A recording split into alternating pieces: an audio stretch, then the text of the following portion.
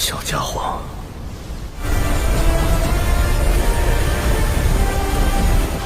老师，是时候了。हेलो guys, how are you doing?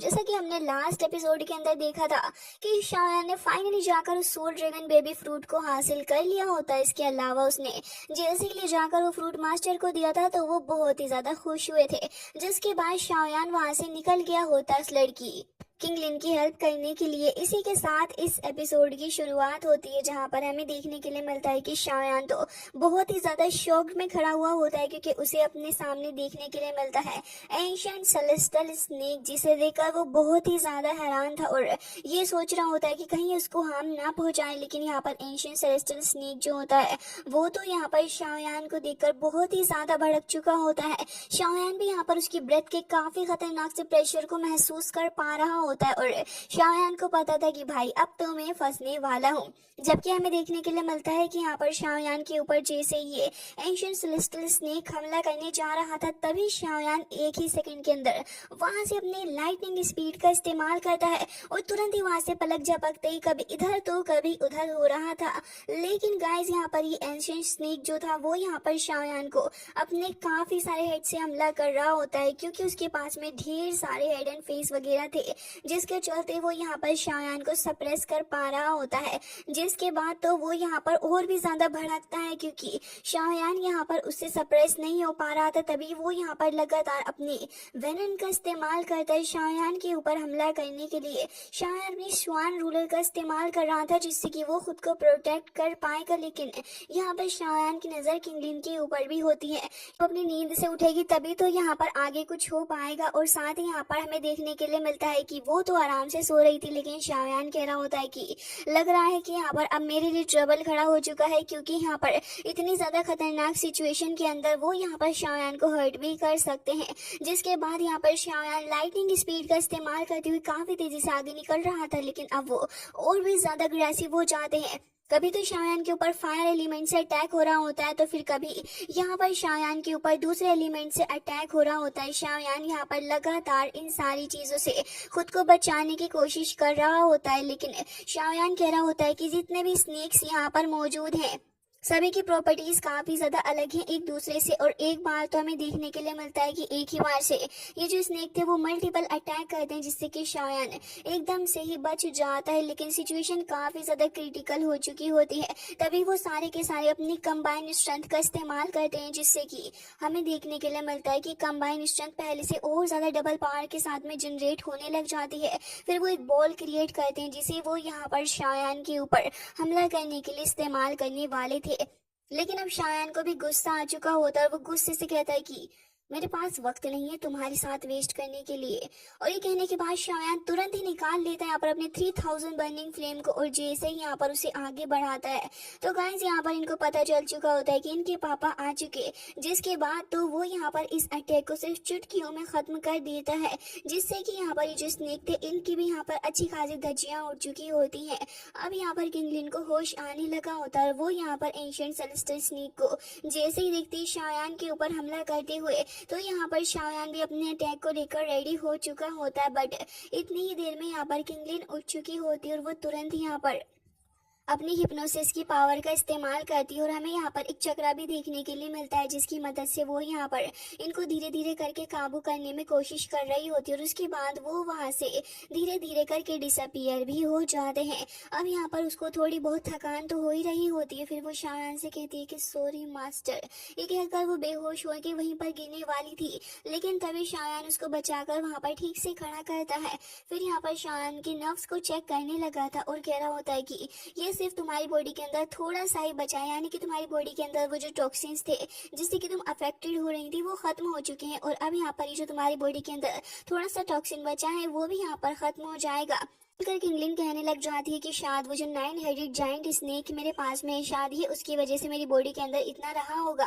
तभी शायान कह रहा होता है कि अच्छा, लेकिन तुम्हारे पास वो आया कहाँ से, क्योंकि यहाँ पर ये चीज काफी पहले ही विलुप्त हो चुकी है। और शायान इसे देखकर थोड़ा क्यूरियस भी था। तभी वो उसको बताने लग जाती है कि असल में बात ऐसी है कि मेरे पास एंशिएंट सर्पेंट की सोल मौजूद है। असल में मैं यहाँ पर कुछ वक्त पहले जब इन सारे लोगों से बचते बचाते भाग रही थी तब मेरे साथ ऐसा हुआ। शायान कह रहा होता है कि जैसा कि यहाँ पर कहा जाता है कि एंशियंट स्नेक मॉन्स्टर जो है वो बहुत ज्यादा पावर को अपने अंदर पोजेस करते हैं, वो यहाँ पर कंटेन करते हैं एम्परर लेवल की पावर को अपने अंदर। तो फिर वो यहाँ पर इतने वक्त पहले ही खत्म हो चुके थे, यानी कि विलुप्त हो गए थे। तो फिर यहाँ पर एंशियंट बुक्स के अंदर भी उनका कोई रिकॉर्ड नहीं है। शाओयान ये जानना चाह रहा होता है कि आखिर तुम्हारे पास में ये 9 हेड सर्पेंट आया कहाँ से। तभी वो कहने लग जाती है कि असल में बात ऐसी है कि एंशियंट सेलेस्टियल स्नेक जो है वो मेरे पास में मौजूद है। एक्सीडेंटली मैं यहाँ पर जब एंशियंट माउंटेन रेंज के अंदर गई थी तब यहाँ पर मुझे उसका स्केलेटन देखने के लिए मिला था। सर्पेंट तो वहाँ पर बहुत ही पहले वहाँ से गायब हो चुका था, लेकिन मैं बहुत ही ज्यादा क्यूरियस थी। मेरे पास में ग्रीन स्नेक 3 फ्लावर्स भी मौजूद था, जिसका इस्तेमाल मैंने आउट ऑफ क्यूरियोसिटी वहाँ पर कर दिया, जिसके चलते यहाँ पर स्केलेटन जो था उसके अंदर वो पावर आ गई और उसने समन कर लिया एंशियंट सेलेस्टियल स्नेक की सोल को, जिसकी वजह से यहाँ पर वो मेरे पास में मौजूद है। वैसे तो एंशियंट टाइम से यहाँ पर इसकी ब्लड लाइन को बहुत ही कम लोग पोजेस कर पाते हैं। एंड यहाँ पर वो बताने लग जाती है कि वैसे भी एंशियंट टाइम से सिर्फ 2 टाइप्स के ही मौजूद हैं। एक तो है एंशियंट स्काई स्नेक और उसके अलावा यहाँ पर एंशियंट सोलोइंग पाइथन मौजूद है, जो कि गाइस यहाँ पर हमें अपनी एंशियंट पाइथन क्लैन से भी रिलेटेड है। जिसके बाद वो बता रही होती है कि जो नीदर वर्ल्ड की पाइथन क्लैन है वो भी इससे रिलेटेड है एंड वो असल में उसके डिसेंडेंट है। शाओयान कह रहा होता है कि स्काई सोलोइंग पाइथन नाम सुनते ही शाओयान को किसी की याद आती है और असल में वो कोई और नहीं उसकी लवर काइलिन ही है। शाओयान कह रहा होता है तो इसका मतलब तो ये हुआ कि यहाँ पर 7 कलर हेवनली सोलोइंग किंग जो है वो इसी से रिलेटेड भी है। शाओयान का फेस काफी ज्यादा उतर जाता है अपनी काइलिन को याद करने के बाद और फिर शाओयान कह रहा होता है कि तो फिर उसने यहाँ पर मेरे ऊपर अटैक किया, इसका मतलब तो ये हुआ कि वो तुम्हें भी हर्ट कर सकता है। शाओयान से कह रही होती है कि नहीं, मुझे माफ करना कि उन्होंने आपको डरा दिया, लेकिन वो मुझे कभी भी हर्ट नहीं कर सकते। शाओयान कह रहा होता है कि ऐसा कुछ भी फर्क नहीं पड़ता है, अगर वो यहाँ पर तुम्हें हर्ट नहीं कर रहे हैं तो फिर इस बात से फर्क नहीं पड़ता।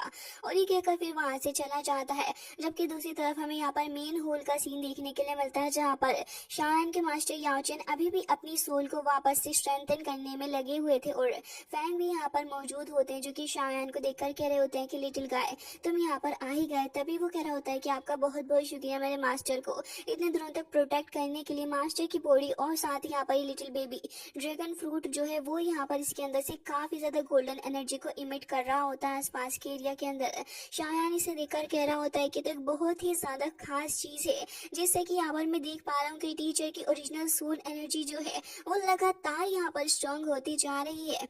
ये सुनने के बाद वो कह रहे होते हैं कि हाँ, और अगर यहाँ पर कम्प्लीटली इस फ्रूट को एब्जॉर्व कर लिया तो फिर मुझे लगता है कि इसके बाद सिर्फ थोड़ा ही टाइम लगेगा उन्हें अपनी पावर को रिकवर करने के लिए। शाओयान कहने लग जाता है कि ऑलरेडी मैं इतने सालों से इंतजार कर रहा हूँ, लेकिन अब शायद मैं और इंतजार नहीं कर सकता।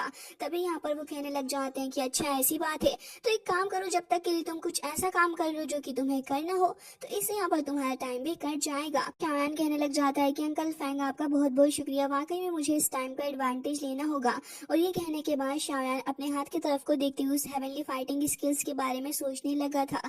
तो फैंग जूजी कह रहे होते हैं कि लड़के तुम वाकई में बहुत ही ज्यादा लकी हो, इवन ये ओल्ड मैन तक इन चीजों को नहीं ढूंढ पाया जिसे तुमने ढूंढ लिया है। तो शाओयान कह रहा होता है कि अच्छा ऐसी बात है क्या।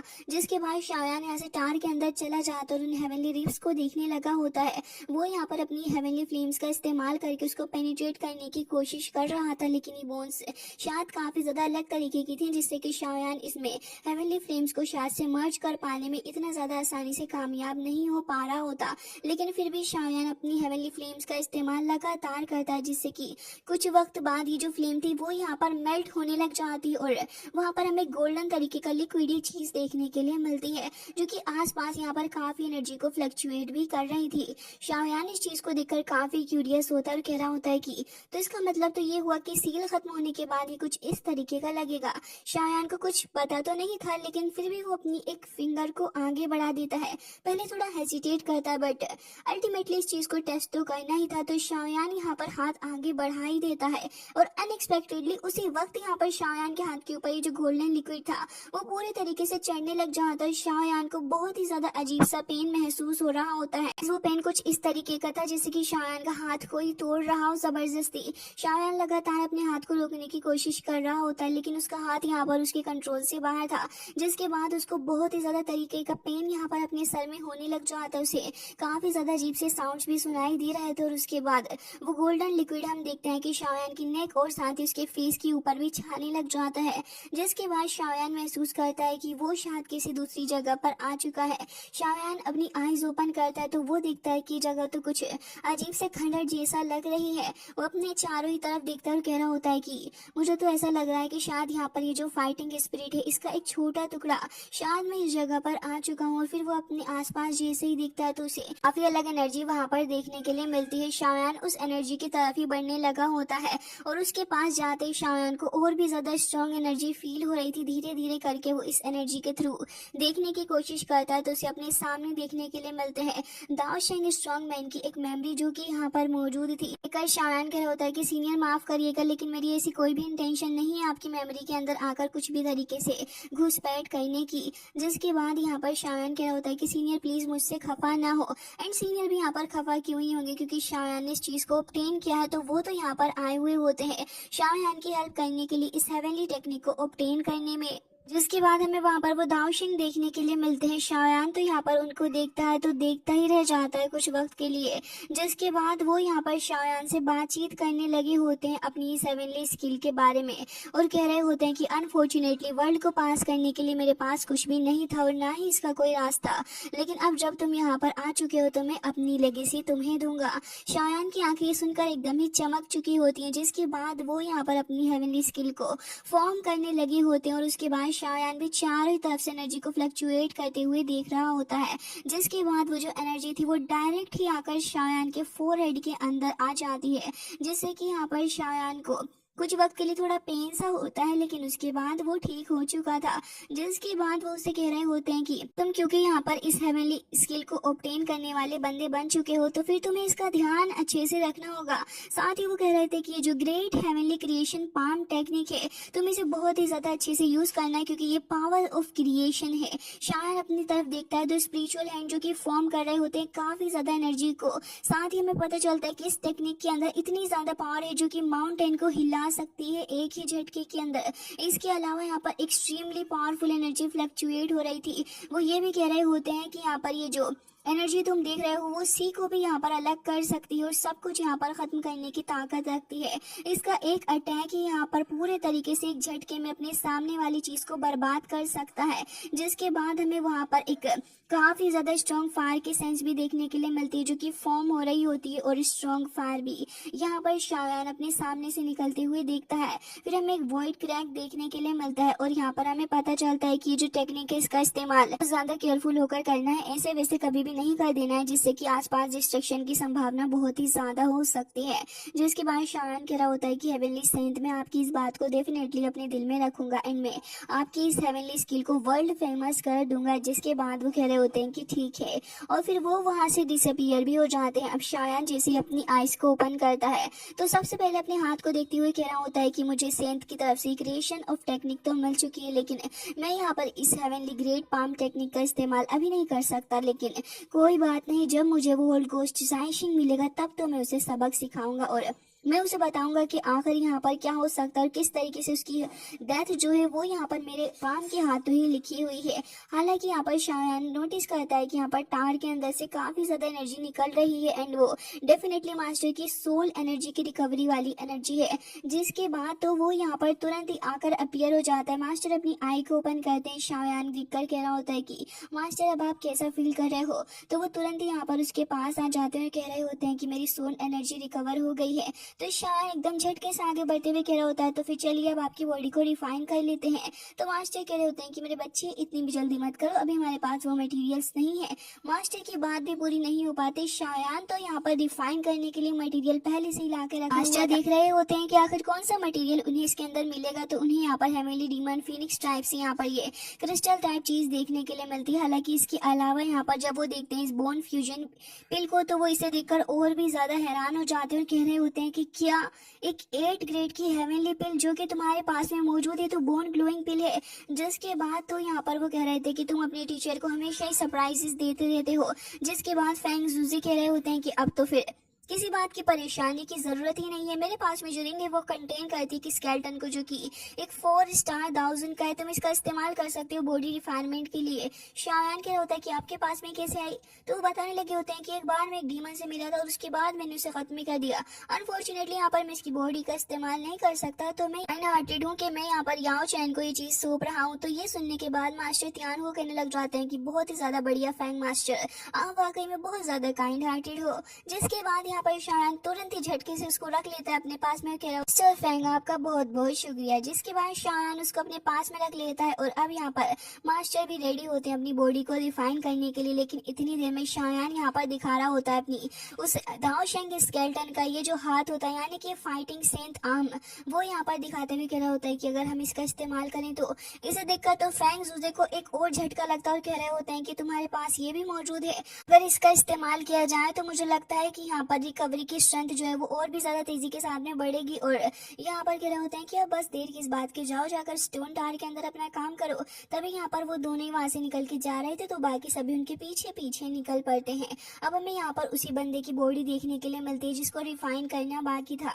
लेकिन शायान रिफाइनमेंट की प्रोसेस स्टार्ट करने से पहले सभी से कह रहा होता है कि क्योंकि इस पीरियड के अंदर हमें काफी टाइम लगने वाला है, तो बस आप सभी से यही उम्मीद रखूंगा कि सभी लोग हमें यहाँ पर ट्रबल से बचाएं।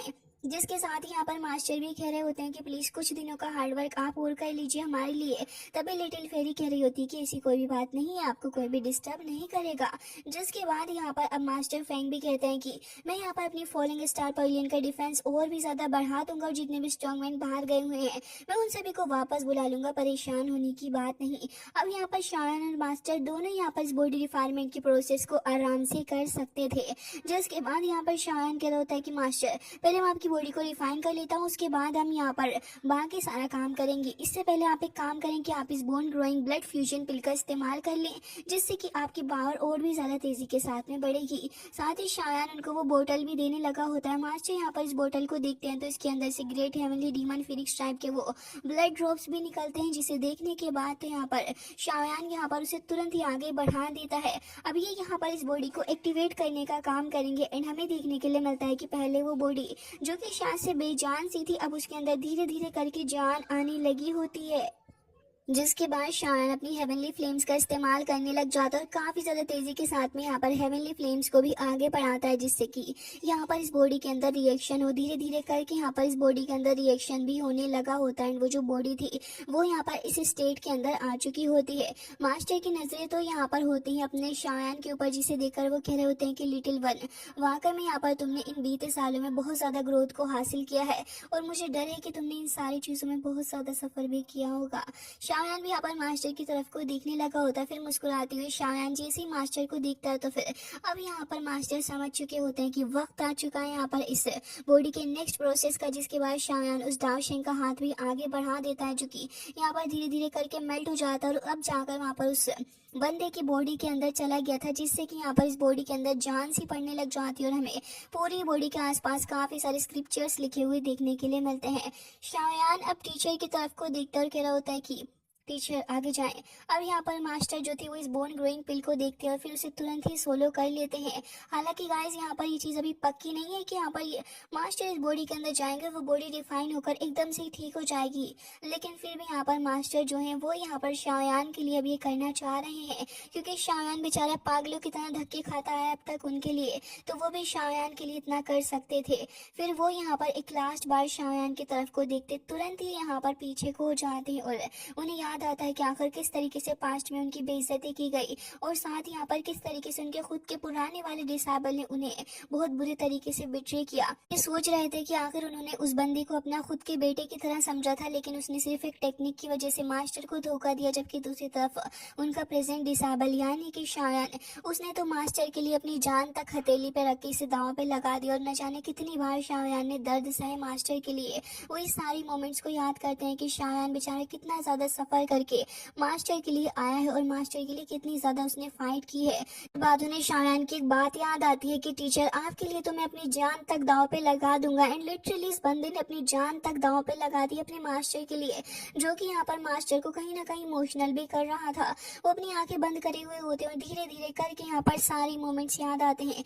वो मोमेंट भी जहाँ पर शायान ने उन्हें अपना मास्टर एक्सेप्ट किया था, जिसके बाद कह रहे होते हैं कि लिटिल वन, वाकई में मैं तुम्हें अपने डिसाइबल बनाकर बहुत ज़्यादा खुश हूँ और इस ज़िंदगी के अंदर अगर अब मेरा कोई रिग्रेट होगा तो वो कोई भी नहीं होगा, क्योंकि तुम मेरे प्यारे डिसाइबल हो। जिसके बाद तो वो यहाँ पर खुशी खुशी उस बॉडी के साथ में अपनी सोल को मर्ज करने के बाद उसे फ्यूजन स्टेट में लेके जा रहे होते हैं। शायान लगातार इस स्टेट को पावरफुल करने के लिए अपनी तरफ से कुछ और पावर्स को यहाँ पर भेज रहा होता है, जिसके बाद हमें देखने के लिए मिलता है कि मास्टर इस बॉडी के अंदर एंटर तो कर चुके थे, लेकिन अब इस बॉडी के साथ में बैलेंस बनाना और साथ ही एक खतरनाक तरीके के पेन को सहना, वो यहाँ पर मास्टर को काफ़ी ज़्यादा टॉर्चरिंग होने वाला है, क्योंकि मास्टर के लिए पेन बहुत ही ज़्यादा एक्सट्रीम लेवल का है। साथ ही यहाँ पर उनकी सोल जो है वो भी एक एक्सट्रीम लेवल के पेन को बर्दाश्त नहीं कर सकती, वो भी इतने ज़्यादा खतरनाक अमाउंट में। तभी भी यहाँ पर शायान डरते हुए कह रहा होता है कि मास्टर आप ठीक तो हैं। तो वो शायान को श्योर करते हुए कह रहे होते हैं कि डरो मत, मैं इसे बर्दाश्त कर लूंगा।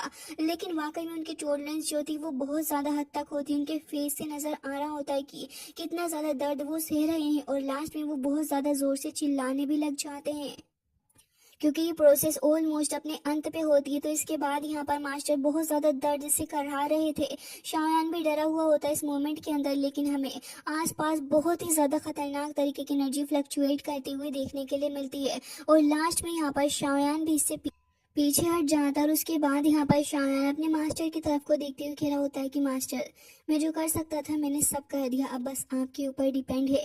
एंड गाइस इसी के साथ आज का ये एपिसोड एंड हो जाता है। आई होप कि आपको पसंद आया होगा। मिलते हैं नेक्स्ट वीडियो में, तब तक के लिए bye bye, take care of yourself.